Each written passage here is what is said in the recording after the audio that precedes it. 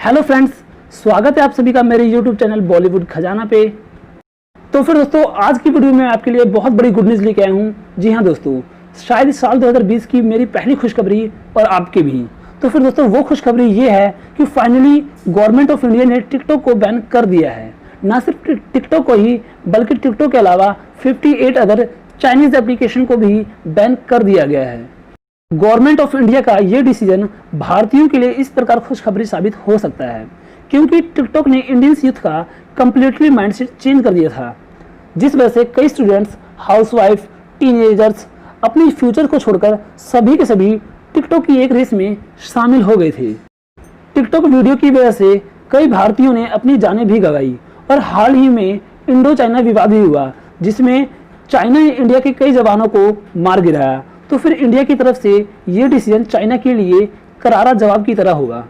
इन 59 application में से most popular application TikTok, UC Browser, UC News, Xender, Beauty Plus, Bigo Live, Likee, Helo, Club Factory, Shein, Parallel Space और Clean Master शामिल है। इसके अलावा अन्य एप्लीकेशन को मैंने अपने डिस्क्रिप्शन में मेंशन कर दिया है। आपको बता दूं दोस्तों कि इन 59 एप्लीकेशन में पबजी शामिल नहीं है। तो फिर दोस्तों, ये पबजी लवर के लिए बहुत बड़ी गुड न्यूज़ है। अगर आप भी पबजी लवर्स हैं तो मस्त मक्खन की तरह खेलिए और गेम का लुत्फ उठाते रहिए। अब सवाल ये उठता है कि पबजी इतना ज़्यादा पॉपुलर एप्लीकेशन होने के बावजूद भी इंडिया में बैन क्यों नहीं हुआ। इसका जवाब बहुत सिंपल है दोस्तों, कि पबजी चाइनीज़ एप्लीकेशन नहीं है। जी हाँ दोस्तों, पबजी एक कोरियन एप्लीकेशन है, जिसकी वजह से इंडिया ने इस एप्लीकेशन को बैन नहीं किया। अब कुछ लोगों के मन में ये असमंजस है कि टिकटॉक, यूसी ब्राउज़र और अन्य चाइनीज़ एप्लीकेशन बैन होने के बावजूद भी उनके स्मार्टफोन में अब भी बहुत स्मूथली चल रही हैं, जैसे कि पहले चला करती थी। कैसी? तो फिर आपको बता दूं दोस्तों कि गवर्नमेंट ऑफ इंडिया ने इसे सिर्फ प्ले स्टोर से रिमूव किया है, ना कि इंस्टॉल एप्लीकेशन एरिया से।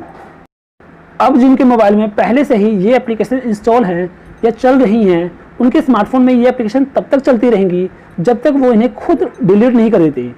एक बार डिलीट होने के बाद वो फिर कभी इन चाइनीज़ एप्लीकेशन को यूज़ नहीं कर सकेंगी।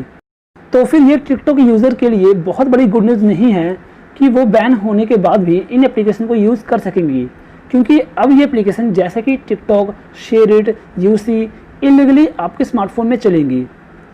जी हाँ दोस्तों, जिसकी वजह से चाइनीज़ कंपनीज कभी भी आपके डाटा को मिसयूज़ कर सकेंगे।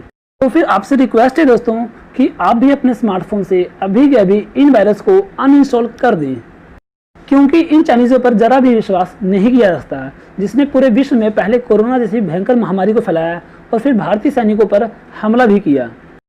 तो फिर आप भी दोस्तों इन एप्लीकेशन को अनइंस्टॉल करके देश का हौसला बढ़ाएं और चाइना को मुंह तोड़ जवाब दें। वीडियो के अंत में टिकटॉक यूजर से एक बात कहना चाहूँगा कि टिकटॉक ने बहुत से भारतीयों के अंदर छिपे हुए टैलेंट को बाहर निकाला, उन्हें एक रुख प्रदान किया, निखार लाया और प्रोत्साहित भी किया। तो फिर मेरे प्रिय दोस्तों से रिक्वेस्ट है कि डियर, सिर्फ टिकटॉक बैन हुआ है, तुम्हारा टैलेंट नहीं। तुम्हें अपनी प्रतिभा दिखाने का मौका टिकटॉक ना से ही किसी और प्लेटफॉर्म पर मिल जाएगा। लेकिन गवर्नमेंट के इस डिसीजन से कोई भी भाई बंधु तो डिप्रेशन में नहीं आएगा, ना ही कोई अपने ऊपर स्ट्रेस लेगा। जिन सितारों के अंदर जगमगाने की काबिलियत होती है, उनसे उनकी चमक टिकटॉक जैसी छोटी प्लेटफॉर्म छीन नहीं सकती। तो फिर दोस्तों, आपका टैलेंट भी उन्हीं शाइनिंग स्टार की तरह है जो हमेशा जगमगाते हैं। टिकटॉक बैन होने से हताश ना हो, निराश ना हो, अपने टैलेंट को बनाए रखें। मिलते हैं अगली वीडियो में बहुत जल्द। जय हिंद दोस्तों।